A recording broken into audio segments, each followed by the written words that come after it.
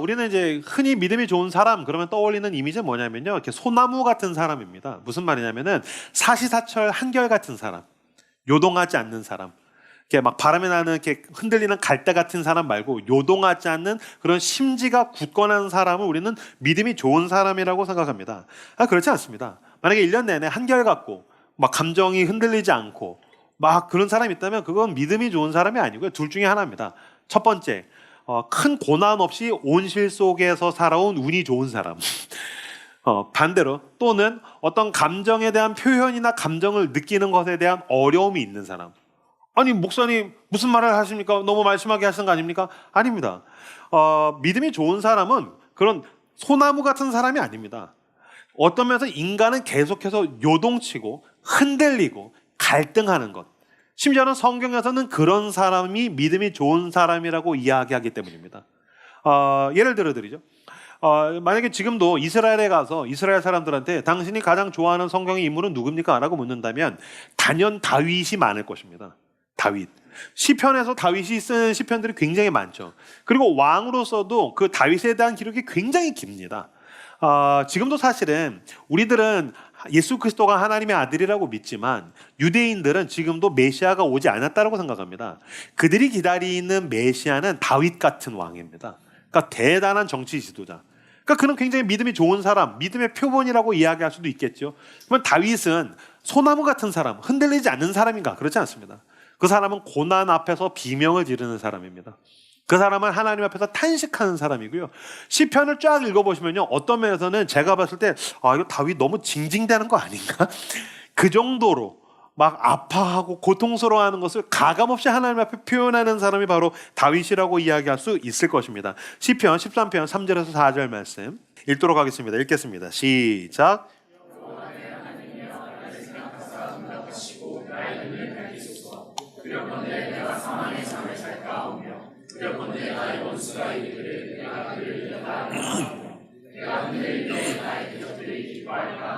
아멘. 이 시편 13편 3절에서 4절에 보면요, 두렵건대라는 단어가 2번 나옵니다. 두렵습니다. 나는 무섭습니다. 하나님, 내가 사망의 잠을, 난 죽을 것 같습니다. 내가 죽기를 원하시는 겁니까? 난 너무 두렵단 말입니다. 지금 뭐 하십니까? 난 두렵습니다. 내 원수들이 나를 이겼다라고 할 겁니다. 내가 흔들리고 있어서 내 대적들이 기뻐할 것 같습니다. 나는 너무 두렵습니다. 지금 자기의 두려움을 가감없이 지금 쏟아내고 있습니다. 시편 22편 1절 말씀. 멀리하며 돕지 아니하시오며 내 신음소리를 듣지 아니하시나이까. 내 하나님이여 어찌 나를 버리셨나이까. 하나님이 버리신 거 아닙니다. 근데 고통 가운데 있으면 마치 하나님이 나를 버린 것 같은 느낌을 받게 되죠. 여러분 가운데 하나님이 나 버렸어 라는 말 하는 분 쉽지 않을 겁니다. 이따가 여러분 속으로 가서 아니요 하나님 날 버렸어 이런 말 잘 웬만하면 불경스럽다고 생각합니다. 근데 지금 다윗은 얘기합니다. 하나님 나를 어떻게 버리실 수 있습니까? 그 어떻게 나를 이렇게 멀리 하시고 나를 돕지 않으십니까? 내 신음소리가 들리지 않으십니까? 지금 자기의 고통에 의한 그 비명과 절규를 가감없이 적나라하게 다윗은 쏟아내고 있습니다. 이 사람이 어떻게 소나무 같은 인간입니까? 하나님 앞에 자기의 고통을 막 쏟아내는 사람입니다. 오죽하면은 이것을 누가 인용했습니까? 하나님의 아들 예수 그리스도도 십자가에서 매달리실 때 나의 하나님이 어찌 나를 버리셨습니까? 그러니까 하나님 나를 버리신 겁니까? 라고 하나님께 쏟아내는 것은 불경스러운 것이 아닙니다. 이건 성경적인 반응인 겁니다. 제가 한 구절 더 가져갔습니다. 시편 22편 6절 말씀 같이 읽겠습니다. 시작.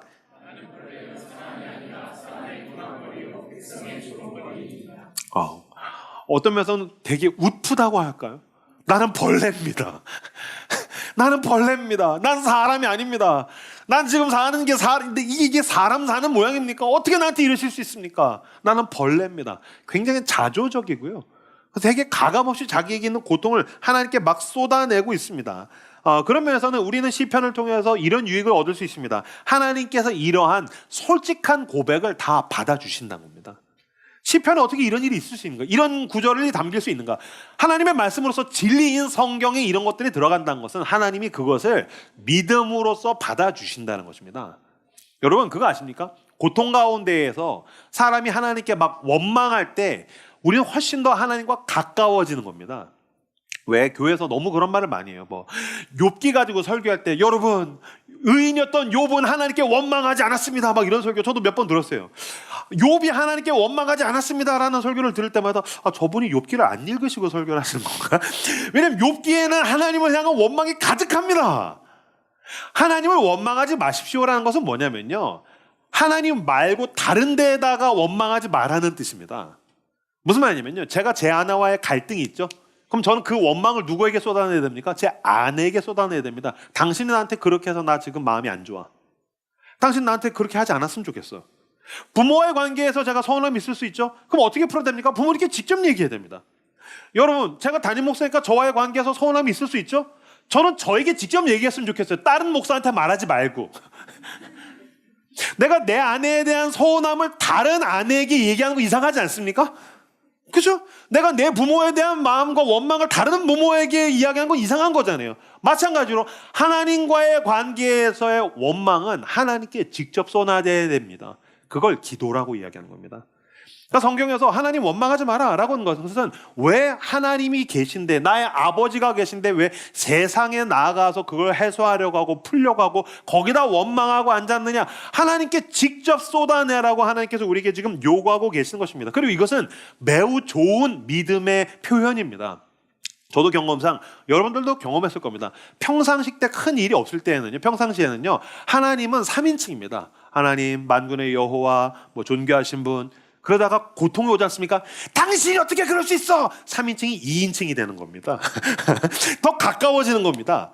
하나님께 원망할 때야말로 정말 강력하게 하나님을 지금 그 사람은 인식하고 있습니다. 하나님을 원망할 때만큼은 정말 강력하게 지금 그분을 내 삶 가운데서 전제하고 있습니다. 그래서 하나님이 지금 그거를 원하신 것입니다. 또 나한테 직접 와. 그래서 지금 이것을 하나님은 신앙 행위로서 받아주고 계신 것입니다. 그래서 여러분, 고난이 있거든 시편을 읽으십시오. 그리고 시편적으로 기도하십시오. 시편을 매일마다 한 편, 두 편씩 읽으십시오. 그리고 그 시편을 여러분의 귀에 들려주십시오. 다윗의 원망이 당신의 원망이 되도록 하나님 앞에 서는 겁니다. 다윗의 그 고통의 절규와 비명을 그가 어떻게 찬송과 기도로 가져가는지를 배우는 것입니다. 그런 가운데 그의 기도가 어떻게 구원과 찬양에 도달하게 되는 걸 우리 모두가 배우게 될 것입니다. 그렇다면 다윗의 이 징징거림에 대해서 더욱더 본격적으로 한번 살펴보려고 합니다. 자, 시편 13편 1절 2절을 같이 시작. 주의 얼굴을 나에게서 언제까지? 나의 영혼이 범민하고 종일토록 마음에 근심하기를 언제까지 하오며 내가 웃어라 있으며 사랑하기를 언제까지 하리이까. 시편 13편 1절입니다. 여호와여, 어느 때까지입니까? 나를 영원히 잊으시나이까? 너무 서글프지 않습니까? 너무 슬프지 않습니까? 뭐로부터 출발합니까? 하나님, 어느 때까지입니까? 나를 영원히 잊으신 겁니까? 나는 지금 고통에 휩싸였단 말입니다. 내 삶에 완전히 산산조각 났단 말입니다. 주님, 뭐 하고 계십니까? 이거로부터 출발합니다. 그리고 이 1, 2절에 아까 3, 4절에 두렵건대가 2번 반복되지 않습니까? 1, 2절에는 어느 때까지입니까가 4번 반복됩니다. 어느 때까지입니까? 어느 때까지입니까? 내가 이렇게 힘든 게 어느 때까지입니까? 내가 이 고통에 시달리는 게 어느 때까지입니까? 주님, 내 기도에 응답하지 않으시는 게 어느 때까지입니까? 어느 때까지, 어느 때까지, 어느 때까지, 어느 때까지 4번 반복됩니다. 사람을 가장 힘들게 만드는 것은 단회적인 고통이 아닙니다. 한 번 아프면 참으면 됩니다. 그리고 어떤 일정 기간이 정해져 있으면 인내할 수 있습니다. 여러분, 인간을 진짜 힘들게 만든 것은 고통의 크기이기도 하지만 시간성입니다. 언제까지? 내가 만약에 여러분 가정 가운데 어려움이 있어요. 내가 언제까지 우리 가정은 이 모양이어야 되는 거지? 돈 문제로 시달려요. 내가 언제까지? 내가 언제까지? 만약에 여러분 가운데 어떤 마음의 병이나 몸의 병이 있어요. 내가 언제까지 아파야 되는 거지? 이 어느 때까지, how long? 이게 가장 우리를 힘들게 만들더란 겁니다. 저도 저희 교회 보면은 이제 그런 성도들이 있죠. 지난주에도 한 형제를 신방을 했는데 그 어머니가 2년째 지금 병원에서 이렇게 투병 생활을 하고 계시는 거예요. 그 기도 제목을 자기를 위해서 기도해달라고 저한테 카톡으로 기도 제목이 이만큼씩 옵니다. 저도 일상 가운데서 기도합니다. 기도하다 보면 전 제 일이 아니고 저희 교회 성도의 일인데도 기도하다 보면 제 마음에서 승질이 나요. 하나님, 언제까지입니까? 하나님, 저 청년은 언제까지 이렇게 힘들어야 됩니까? 하나님 왜 응답을 안 해주십니까? 하나님 저렇게 믿음이 좋고 성실한 청년이가 하는데 왜 이러시는 겁니까? 어느 때까지입니까? 여러분 가운데에서는 어떤 가족을 상실한 분이 계실 것입니다. 먼저 떠나보냈거나 아니면 사랑했던 누군가와 헤어졌거나, 그래서 과거의 상처 때문에 지금까지도 아픈 사람들이 분명히 계실 겁니다. 5년 전 일이든지 10년 전 일이든지 아니면 훨씬 더 오래된 일이죠. 저는 그런 사람들을 볼 때마다 그 십몇 년째 아프면 내가 이걸 언제까지 아파야 되는 거지? 이 고통이 내가 언제까지, 그걸 떠올리면 이 상처가 나를 언제까지 괴롭히는 거지? 주님, 어느 때까지입니까? 아마 여러분 가운데서 이제 취업이 안 돼서 취준생으로서 있는 분들도 크게 힘들겠죠. 근데 내가 기약이 있으면 모르겠는데 어느 때까지 내가 힘들어야 됩니까? 그런 것. 내가 만약에 결혼이 안 돼요. 그럼 내가 어느 때까지입니까? 이 어느 때까지가 우리를 정말 힘들게 만들다는 겁니다. 그리고 이 어느 때까지입니까? 라고 우리가 탄식할 때에는 하나님이 내 기도를 들어주시지 않는 것처럼 느껴질 때에는 뭐를 느끼냐면요, 하나님이 내 기도에 외면할 뿐만이 아니라 나의 존재를 외면하신 것 같은 느낌을 받게 됩니다. 하나님 내 기도 안 들어주신 건 뭐 때가 있겠지, 그렇지 않습니다. 하나님이 나의 존재를 외면하는 것 같은 느낌, 내 존재가 버림받은 것 같은 느낌, 하나님이 내 존재 자체를 무시하는 것 같은 느낌을 우리들은 고통 가운데에서 받게 됩니다. 아까 읽었던 이 시편 13편 1, 2절을 새 번역으로 읽으면 훨씬 더 가슴 아프게 와닿습니다. 주님, 언제까지 나를 잊으시렵니까? 영원히 잊으시렵니까? 언제까지 나를 외면하시렵니까? 언제까지 나의 영혼이 아픔을 견뎌야 합니까? 언제까지 고통을 받으며 괴로워해야 합니까? 언제까지 내 앞에서 의기양양한 원수의 꼴을 보고 있어야만 합니까? 이 원수는 사람일 수도 있지만 대상일 수도 있고 어떤 사건이나 상처일 수도 있죠. 내가 이거 앞에서 내가 언제까지 힘들어야 됩니까? 라고 지금 이 다윗은 탄식하고 있는 것입니다. 물론 이런 고통의 시간을 지날 때 How long? 하나님 언제까지 내가 힘들어야 됩니까? 라고 탄식할 때에 머리로는 알고 있습니다. 뭐요? 하나님 날 사랑하신다는 것을. 교리적으로는 알고 있습니다. 하나님은 정확한 때에 정확하게 일하신다는 것을. 문제가 무엇입니까? 머리에 있는 하나님의 사랑, 머리에 있는 하나님의 도우심, 머리에 있는 하나님에 대한 신학적인 지식이 내 가슴까지 와닿지 않습니다. 그래서 저도 고통의 시간을 지나갔을 때 제일 힘든 건 그거예요. 내가 목사니까 왜 모르겠어요. 하나님 날 사랑하시지. 근데 가슴에 그 사랑이 느껴지지가 않는 거예요. 그러면서 여러분, 기도는 뭔지 아십니까? 머릿속에 맴돌고 있고 내 마음에 채우고 있는 것들을 하나님 앞에 다 쏟아내는 것입니다. 왜 쓰레기통을 비울 때가 있죠. 쓰레기통에 쓰레기가 가득 찼어요. 그러면은 그거를 막 비울 때에 막 쏟아내지 않습니까? 그게 기도입니다. 여러분의 감정의 쓰레기통, 여러분의 마음의 쓰레기통에 가득 채우고 있는 것을 그리스도의 십자가 앞에 들고 나가서 쏟아내는 겁니다. 쓰레기를 비우는 것입니다. 비우다가 보면 그 마음의 감정의 쓰레기통에 빈칸이 생기겠죠. 그 빈칸에서 새로운 마음이 채워지기 시작합니다. 그래서 비우다가 보면 하나님께서 주시는 마음들로 다시 내 가슴이 메워지기 시작하고 채워지기 시작합니다. 그래서 여러분, 기도하다가 보면 머리에 있는 것이 가슴으로 내려오기 시작합니다. 이것이 기도가 가지고 있는 위대한 힘입니다. 기도의 능력은 무엇입니까? 머리에 있는 하나님의 사랑이 가슴으로 와닿기 시작합니다. 기도하다가 보면 머리에 있는 하나님의 사랑이 온 몸의 피부에 느껴지기 시작합니다. 여러분, 기도하십시오. 특히 고통 가운데 있다면 기도하십시오. 머리에 있는 지식으로서의 하나님의 사랑이 당신의 가슴에 두근거리기 시작할 줄로 믿습니다. 그 사무엘상을 보면은요, 한나의 기도로부터 출발합니다. 한나가 고통이 너무 힘들어서 이 고통 때문에 기도하기 시작합니다. 한나는 엘가나라는 남편이 있고 두 부인이 있죠. 한나 그리고 분인나. 근데 이제 분인나는 부인이 둘 있는 거예요. 부인이 하나만 있어도 힘든데 왜 둘을 얻었을까요? 어쨌든. 그래서 이제 분인나가 아들이 있고 한나는 아들이 없는 거죠. 그래서 한나가 아들이 없어서 힘들어합니다. 그래서 이 아들이 없는 고통에 의해서 기도하기 시작합니다. 그럼 이제 여러분 가운데에서는 아니, 아들이 없는 게 뭐가 그렇게 고통스러울 수 있을까요? 여러분, 고통은 철저하게 주관적입니다.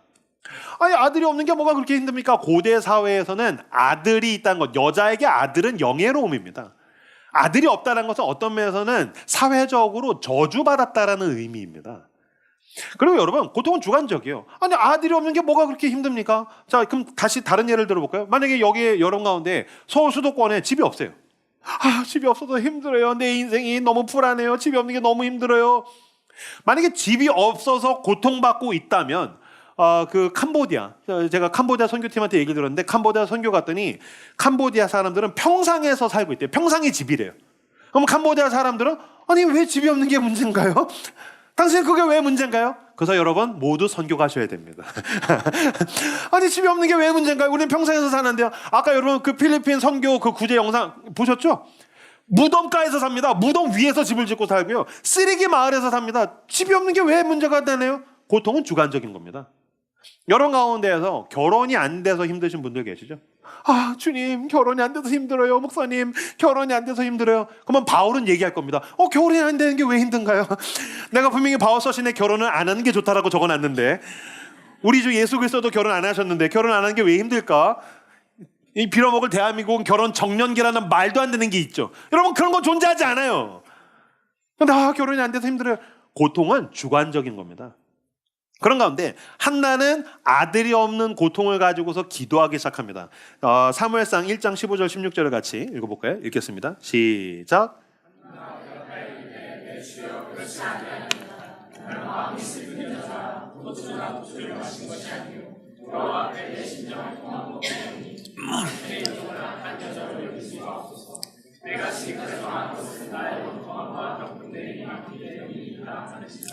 한나는 자기에게 있는 이 원통함과 격분, 아들이 없다는 고통과 그로 인해서 분인나가 자기를 조롱하는 것을 가지고 세상에 나가서 사람들에게 위안을 구하는 것이 아니라 그 격분과 원통을 가져가지고 하나님께 가서 마음을 쏟아내기 시작합니다.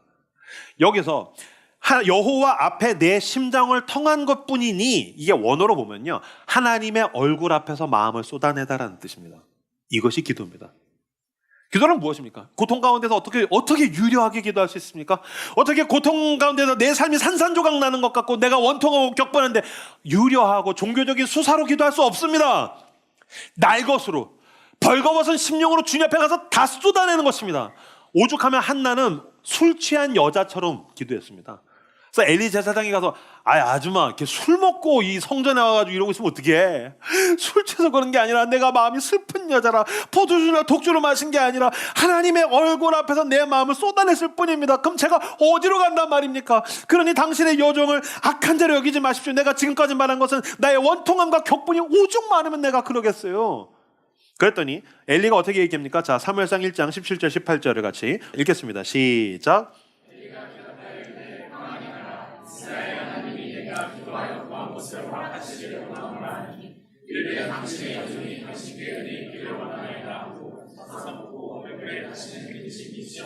아멘. 엘리가 가라. 하나님께서 너에게 응답하실 거야. 그랬더니 이 한나가 가서 먹고 얼굴에 다시는 근심빛이 없었습니다. 그러면은 엘리가 말한 이 한 문장 가. 하나님이 응답하셨다. 역시 엘리 제사장이 힘이 있나? 아니요. 제가 말씀드렸죠. 엘리 제사장은 굉장히 권태로운 껍데기만 남은 영성은 찾아볼 수 없는 제사장입니다. 그럼 지금 엘리가 이렇게 얘기했을 때 한나에게 어떤 일이 일어난 겁니까? 한나가 기도하는 가운데 자기 마음에 있는 모든 감정의 쓰레기를, 고통의 쓰레기를 다 쏟아 부었더니 머리에 있었던 하나님의 사랑이 가슴을 채우기 시작한 것입니다. 그녀가 기도하는 가운데 그치, 하나님께서 나에게 아들을 주실 거야. 그치, 하나님이 나에게 응답하실 거야. 하나님이 나를 인도하실 거야. 하나님께서 나를 보호하실 거야. 그리고 가서 먹고 얼굴에는 다시 근심빛이 없더라. 여러분 기도하십시오. 머리에 있던 하나님의 사랑이 당신의 가슴에 와닿기 시작할 것입니다. 사도행전의 출발을 보면은요, 예수님이 부활하면서부터 출발합니다. 예수님이 부활하셨어요. 예고했던 대로 나는 십자가에서 죽었다가 부활할 것이다. 그럼 부활했어요. 부활한 걸 목격하자마자 그 사도들과 제자들이 나가가지고 복음을 전했냐? 그렇지 않습니다. 예수님이 부활한 다음에 첫 번째 뭐 했냐면요, 40일 동안 제자들에게 하나님 나라의 말씀을 가르쳤고요. 그 다음에 승천하면서 나는 이제 승천할 테니 가서 복음을 전하라. 아니요, 너희들이 모여서 기도해라. 열흘이 못 돼요. 내가 약속한 성령을 너희에게 주마. 그리고 모여서 일주일 동안 기도했습니다. 일주일이 지나서 하나님의 성령께서 불같이 바람같이 역사하셨습니다. 지금 무슨 얘기를 제가 말씀드리고 있는 거냐면요, 부활을 한 걸 봤다니까요. 와, 부활했어. 봤다니까요. 부활했다는 정확한 지식, 정확한 정보, 정확한 팩트가 나에게 있어요. 그걸로는 나가서 희생하고 열정하고 순교할 수 있는 능력이 나에게 없어요. 부활을 봤는데도.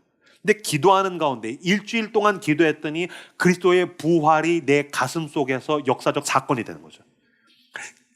그들의 싸늘하게 식어있던 가슴과 그들의 두려움 가운데 하나님의 성령이 제세동기와 같이 막 두근거림을 다시 회복시키는 거예요. 그래서 막 심장에 불 붙어가지고 나가지고 그리스도께서 부활하셨다. 그것은 기도하는 가운데 성령께서 그 가슴에 하나님의 사랑을 와닿게 하시기 때문에 그런 거예요. 여러분 마찬가지입니다. 고통 가운데 지나가십니까? 용기가 필요하십니까? 하나님의 은혜가 필요하십니까? 하나님의 위로가 필요하십니까? 기도하십시오. 기도할 때 당신의 머리에 있는 지식으로서의 하나님이 당신의 가슴에서 실제적인 사건이 되는 줄로 믿습니다. 시편 13편 5절 말씀을 같이 읽도록 하겠습니다. 읽겠습니다. 시작.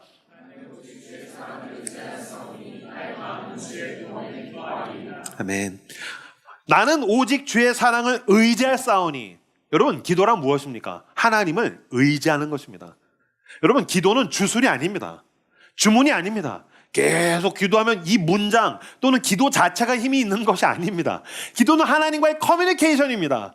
그렇기 때문에 여러분, 기도란 무엇입니까? 내가 주를 의지하여 싸우니. 의지했다는 게 뭐죠? 나 좀 도와줬으면 좋겠다. 여러분, 도와줬으면 좋겠다. 도움을 청하는 게 기도가 아닙니다. 기도는 기대는 겁니다. 의지하는 겁니다.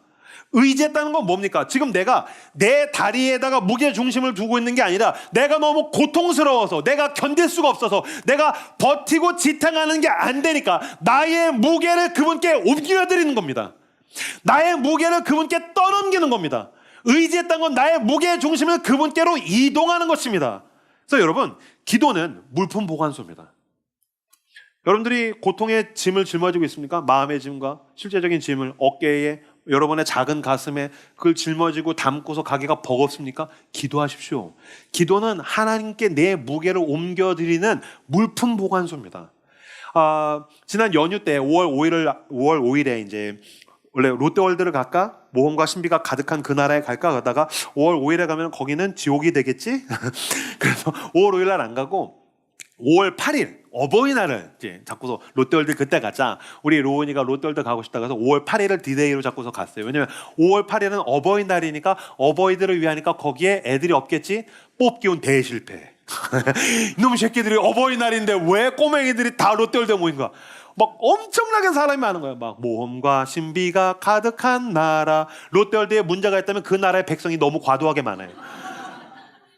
게다가 여러분 기억하시는 분들 계실지도 모르겠는데 5월 8일 진짜 더웠어요. 우린 추울 줄 알고 내 식구가 다 외투를 입었어요. 외투를 입고 가방을 들고 갔는데 사람은 막 엄청 많지, 덥지. 그러니까 다 외투를 벗어서 가방에 넣었어요. 그 가방 누가 들었겠어요? 내가 들었지. 그러니까 막 줄은 길지, 덥지, 정신 하나도 없지, 손은 무겁지. 주여 어느 때까지니까, 어느 때까지니까. 나는 놀이기구를 언제 탈 수 있습니까? 어느 때까지니까. 주여 나를 잊으셨습니까? 너무 무겁고 줄은 길고 힘들고 버겁고 애들은 켜야 되고. 주여 어느 때까지니까. 두렵건대 막 그러고 있는 거죠.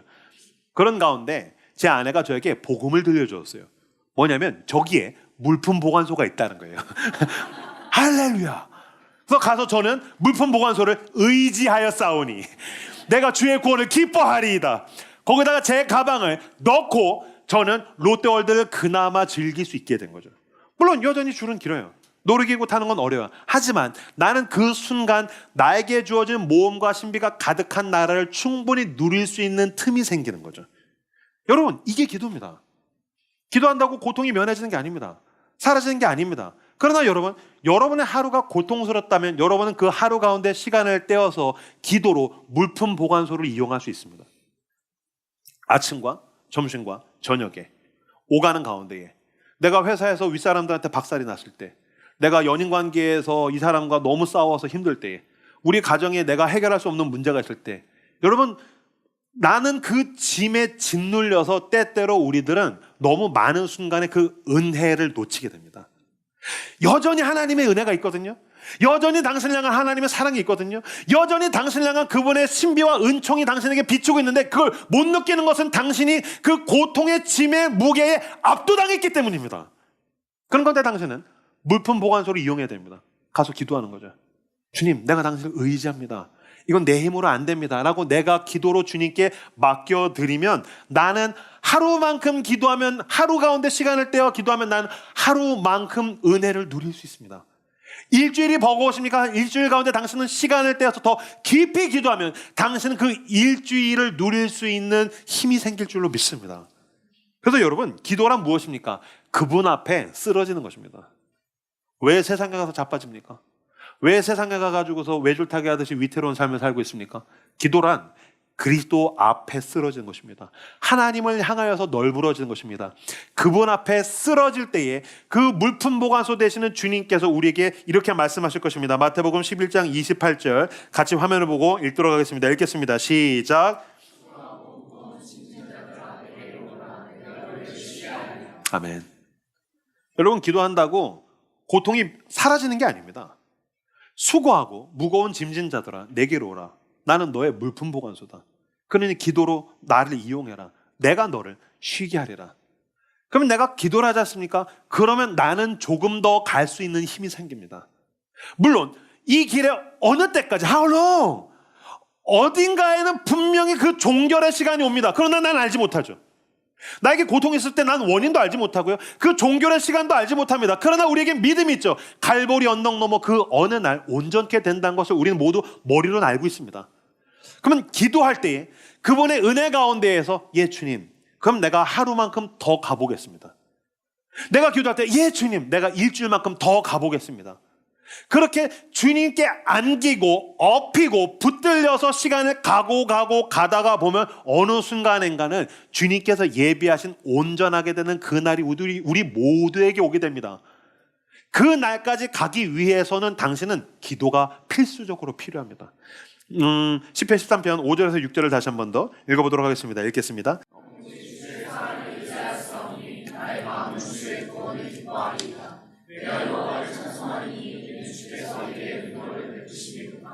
아멘. 시편 13편 1절에서 4절까지는 언제까지입니까? 언제까지입니까? 어느 때까지입니까? 어느 때까지입니까? 그리고 3, 4절 두렵건대 죽겠다고 자기의 고통을 토로하고 징징대다가 갑자기 5절에 가면서는요, 그래서 내가 너무 힘들어서 주의 사랑을 의지했더니 내 마음을 쏟아냈더니 예 그렇군요, 주님만이 나를 구원하신다는 걸 내가 이제 알아서 내가 기뻐합니다. 내가 여호와를 찬송합니다. 주께서 나에게 은덕을 베푸시기 때문입니다. 갑자기 고통스럽다고 징징대다가 기뻐하고 찬양하기 시작합니다. 지금 기도가 흘러가고 있는 겁니다. 기도 제목이 바뀌고 있는 겁니다. 왜 그런지 아십니까? 기도는 주문이나 주술이 아니고 하나님과의 커뮤니케이션이기 때문입니다. 여러분, 대화할 때 한 이야기만 계속하는 사람이 있습니까? 똑같은 문장만 계속 반복하면 챗GPT도 그렇게 안 합니다. 대화는 오가는 가운데에 흘러갑니다. 예측하지 못했던 방식으로 계속해서 변하기 시작합니다. 마찬가지로 여러분, 당신이 진짜 하나님 안에서 기도하고 있다면 기도는 흘러가고 변하게 될 것입니다. 고통의 기도가 찬송으로 바뀌기 시작합니다. 제가 기도의 흐름을 세 단계로 구분해 왔습니다. 첫 번째 간구, 두 번째 찬송, 세 번째 응답입니다. 간구 뭐냐면요, 이겁니다. 나 힘들어요. 나 이거 해주세요. 저거 해주세요. 왼수 때문에 힘들어요. 막 간구하는 겁니다. 저도 예전에 교회 처음에 개척했을 때 교회에서 이제 월급이 제대로 안 나오니까 여러분 가운데서 이제 돈 문제로 시달린다 기도하지 않습니까? 그러면 주문은 돈 이건 주문입니다. 주님 돈이 필요해요. 도와주세요. 주님 당신이 나의 어려움을 아시지 않습니까? 당신 나를 도우시는 분이시지 않습니까? 하면서 막 성경을 인용하고 찬양하며 돈에 대해서 막 기도를 하다가 보면 하나님의 성령이 충만해지면 그 다음 단계 찬송을 향해서 나가기 시작합니다. 예 주님, 당신은 나에게 돈 주시는 분이심을 내가 믿습니다. 나의 문제를 해결하실 줄로 믿습니다. 나에게 돈을 주신 주님을 찬양합니다. 나의 돈 문제를 해결하신 하나님을 내가 찬송할지어다 하면서 막 찬양하기 시작합니다. 그리고 여기서 더 깊이 나가면요, 이미 응답을 받으면 어떤 기도까지 하게 되냐면 예 주님, 그러니 돈을 주시면 좋고 아니면 알아서 하십시오. 뜻대로 하십시오. 당신은 신실하시니까요. 예 주님, 나의 기도 응답하셨다는 걸 내가 이제 알겠습니다. 내 이 민원이 접수됐다는 걸 내가 알겠습니다. 사랑의 눈길은 나를 향하고 있다는 걸 알겠습니다. 그러니 돈을 주시면 나는 땡큐죠. 그러나 안 주셔도 당신의 방법이 있겠죠. 마음대로 하십시오. 기도가 여기까지 가게 됩니다. 제가 저희 교회에서 공간 문제를 놓고 기도를 많이 했지 않습니까? 첫 번째, 공간 주세요. 왜 우리에겐 공간이 없나요? 공간이 없어서 힘들어요. 1시 반에 160명이 왔는데 숨쉬기 힘들 정도였어요. 주님 공간을 주세요. 공간 주세요. 그러다가 보면은 기도하다 보면 예 주님, 나에게 공간을 주신 하나님을 찬양합니다. 공간인도 하실 줄로 믿습니다. 내 교회입니까? 당신의 교회에서 알아서 하십시오. 그러다가 나중에는 마음대로 하십시오. 뭐 숨 못 쉬는 건 성도들이지 뭐. 물론 그렇게 기도하진 않습니다. 이거 농담이야. 이렇게 기도하지 않아요. 근데 하나님 주시면 감사하고요. 아니셔도 당신의 신실한 뜻이 있다는 걸 내가 알겠습니다. 그래서 전적으로 신뢰하는 자리까지 가게 됩니다. 그럼 여러분 어떤 일이 일어나는지 아십니까? 외부 세계는 바뀌지 않았습니다. 외부 세계는 그대로입니다. 내 고통의 문제는 실존과 실제 자체로 그대로 있습니다. 근데 뭐가 바뀌었죠? 내가 바뀝니다. 기도를 기점으로 기도하기 전에 나와 기도를 하고 난 나는 완전히 다른 사람입니다.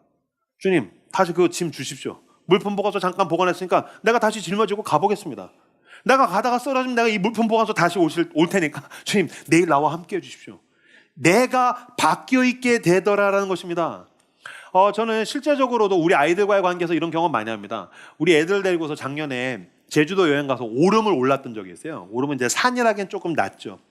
완전한 등산은 아니에요. 근데 이제 큰 애는 그거 잘 올라가는데 막둥이 그게 힘든 거예요. 근데 이제 여행을 가거나 뭐 오름을 올라가거나 그럴 때 이제 자주 그래요.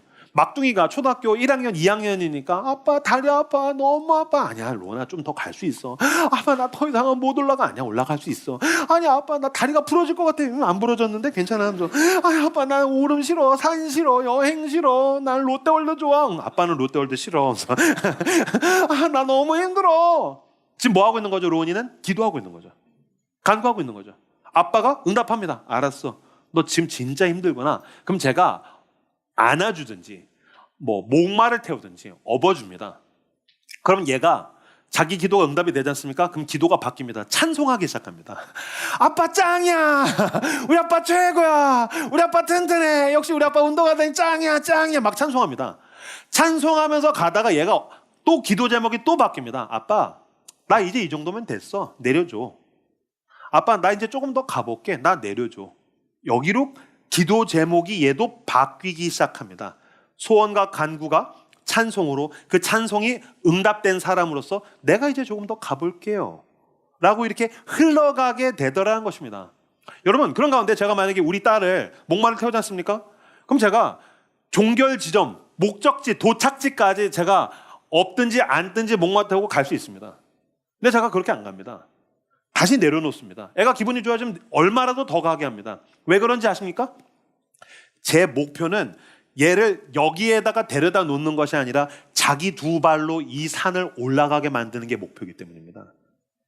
애비의 뜻은 얘가 자기 손으로 자기 다리로 얘가 여행을 하고 올라가고 힘들어하면서도 눈물을 흘리면서도 거기까지 가는 그 과정이 아버지의 뜻이기 때문입니다.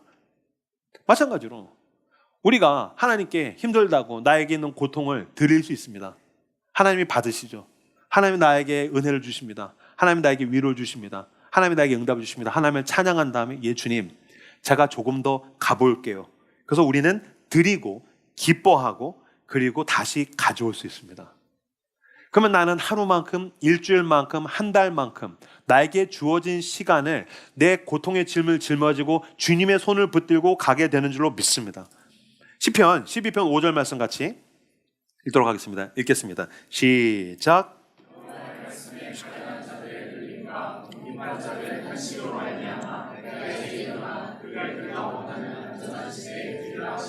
아멘. 어느 때까지입니까? 어느 때까지입니까? 4번 묻죠. 난 두렵습니다. 난 두렵습니다. 2번 탄식합니다. 그 응답은 그 시편 13편 앞전에 있는 시편 12편 5절에 나옵니다. 여호와의 말씀에 하나님이 말씀하신다는 것입니다. 가련한 자들의 눌림과 궁핍한 자들의 탄식으로 말미암아 멀리 하셨다고요? 잊으셨다고요? 버리셨다고요? 아니요. 내가 이제 일어나 나의 사랑하는 아들이 부르짖으니 나의 사랑하는 딸이 저렇게 아파하고 있으니 내가 이제 일어나 그가 원하는 안전한 지대에 두리라. 여러분 여기서 하나님께서 우리를 이동시킨다고 하시는 옮겨두신다고 하시는 안전한 지대는 나의 돈 문제가 해결되는 거, 우리 가정에 있는 그 고통이 해결되는 거, 내가 가지고 있는 나에게 있는 상처의 문제에 대해서 더 이상 아파하지 않는 것, 뭐 그런 것들일 수도 있죠. 당신이 그토록 기도하고 있는 그 이슈와 이벤트. 그러나 더 중요한 게 있습니다. 그 안전한 지대는 어디입니까? 그분의 품입니다. 내 아버지의 품입니다. 쓰러지는 당신의 손을 붙들기 위해서 하나님의 아들 예수 그리스도께서 그 손에 못 박히셨습니다. 그가 그 못 박힌 손으로 당신의 손을 붙드십니다. 도망치는 당신을 붙들기 위해서 그 발에 못이 박혔습니다. 그 발에 못 박히신 예수 그리스도께서 당신을 향해서 달려오십니다. 당신을 끌어안으시기 위해서 하나님의 아들의 가슴에 창이 들어와서 가슴이 찢어지셨습니다. 그 창자국 난 가슴으로 당신을 끌어안으십니다. 그 손으로 당신을 붙드시고 그 가슴으로 안으시고 그가 당신과 함께 동행하십니다. 내가 안전한 지대에 두리로다. 그 안전한 지대는 아버지의 품입니다.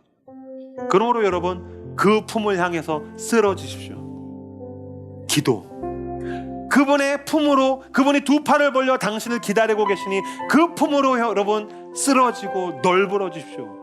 그가 당신을 안고 안전한 지대에 두실 것입니다. 그렇게 믿음으로 기도하며 나아가시는 여러분들 되시기를 주님의 이름으로 축복합니다.